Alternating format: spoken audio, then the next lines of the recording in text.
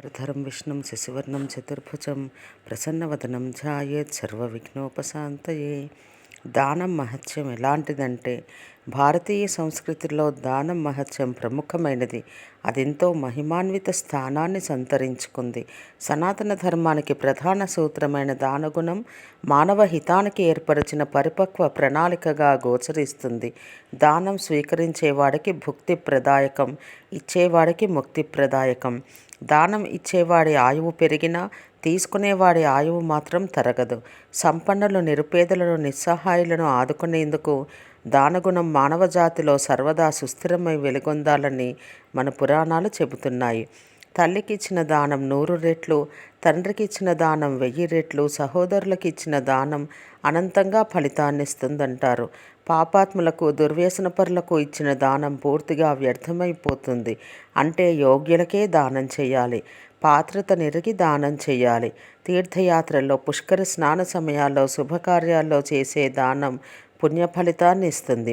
మహాభారతం అరణ్యపర్వంలో మార్కండేయ మహర్షి ధర్మరాజుకి దాన ధర్మాల మహిమ గురించి విపులీకరించాడంటారు.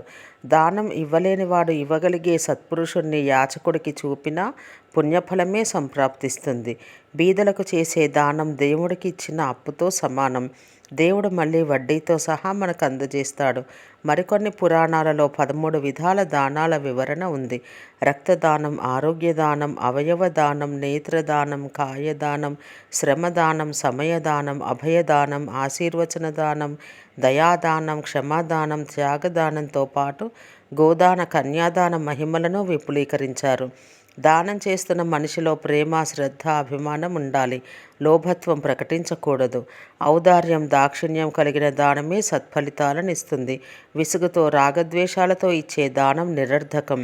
పేదలకు మనం పెట్టే ఆహారం దేవుడి ఖాతాలో మన పేర జమవుతుందని గ్రహించాలంటారు పెద్దలు.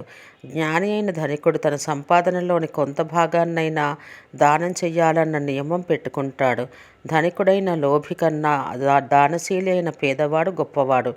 సముద్రంలో ఉన్న అపారమైన క్షారజలంతో దాహార్తి తీరదు, కానీ చలమలోని గుక్కడి నీరు అతడి దాహం తీర్చి ప్రాణాన్ని నిలబెట్టగలదు.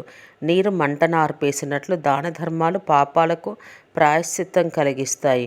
100 మందిలో సూర్యుడు ఒకడే ఉంటాడు, 1000 మందిలో పండితుడు ఒక్కడే ఉంటాడు, 10,000 మందిలో వక్త ఒకడే ఉంటాడు, 1,00,000 మందిలో నిజమైన దాత ఒక్కడే ఉండవచ్చు, ఉండకపోనవచ్చు. దానగుణ వైశిష్ట్యం అంత మహత్తరమైనది.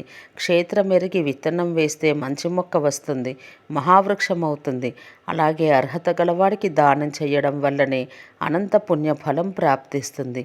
ఆర్భాటంతో, ప్రచారంతో, కీర్తి కండూతితో చేసే దానం ఫలితం ఇవ్వదు. గుప్తదానానికి ఉండే ఫలితం అనంతమైనది. ఒకరోజు మహాకవి కాళిదాసు భోజరాజు ఆస్థానానికి బయలుదేరాడు. అది వేసవి కాలం. ఎండ తీక్షణంగా ఉంది. ఒక పేదవాడు చెప్పులు లేకుండా ఆ ఎండలో నడుస్తూ బాధపడుతూ ఎదురైనాడు. కాళ్ళు కాలుతో అవస్థపడుతున్న ఆ పేదవాడి బాధకు జాలిపడ్డ కాళిదాసు తన చెప్పులు అతనికి ఇచ్చే నడక కొనసాగించాడు. అలా నడవడం తనకు కష్టంగానే ఉంది. అయినా ఒక బాటసారికి సాయపడ్డ తృప్తి, ఆనందం ముందు అది బాధ అనిపించలేదు. ఇంతలో రాజుగారి ఏనుగును మావటివాడు అటువైపు తోలుకొని పోతూ కాళిదాసు పాదరక్షలు లేకుండా నడవడం చూసి దిగి ఏనుగు మీద ఎక్కించుకొని రాజుగారి కొలువుకు తీసుకెళ్లాడు. కొలువులోని కవులు ఆశ్చర్యపోయి, మహాకవి, ఈవేళ ఏమిటి మహర్దశ అని అడిగారు. నేను చేసిన స్వల్పదానానికే గౌరవం అని జరిగినందు వివరించాడు కాళిదాసు. నిర్మల హృదయంతో, నిస్వార్థ బుద్ధితో చేసే ఇటువంటి దానం మానవుణ్ణి మహోన్నత యశో శిఖరాలకు తీసుకుపోతుంది. దానం చేయడానికి ఎంత సంపద అనేది ప్రశ్న కాదు.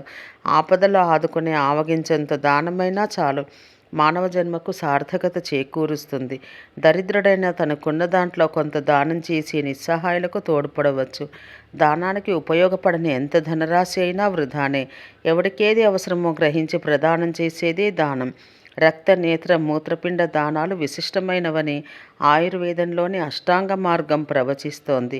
దీనులకు, ఆర్తులకు చేసే ఏ దానమైనా విశిష్టమైనదే అని అన్నారు ఆదిశంకరులు.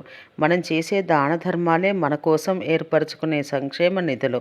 దానం చెయ్యడం అంటే మన కోసం భగవంతుడే వెతికేలా చేసుకోవడం అన్నమాట. సంపద ఉంటే దానం చెయ్యాలి. చేతనైన సమాజ సేవలో తోడ్పాటు అందించాలి. అప్పుడే మానవ జన్మ చరితార్థం. సర్వే జనా సుఖినో భవంతు.